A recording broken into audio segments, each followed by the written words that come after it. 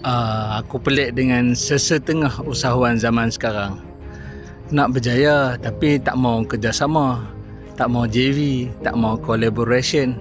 Semua benda nak buat sendiri.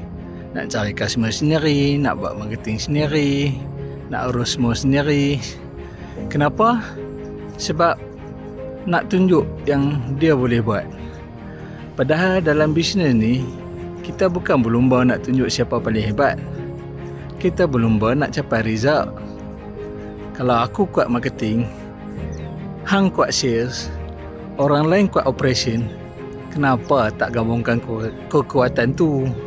Itulah collaboration, kerjasama.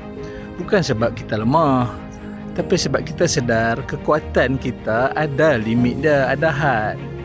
So kadang-kadang yang menghalang bisnes kita bukan modal, bukan ilmu, tapi ego.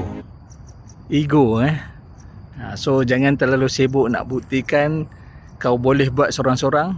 Buktikan kau mampu cipta result bersama orang lain. Islam tak ajak ego-ego ni. Okay?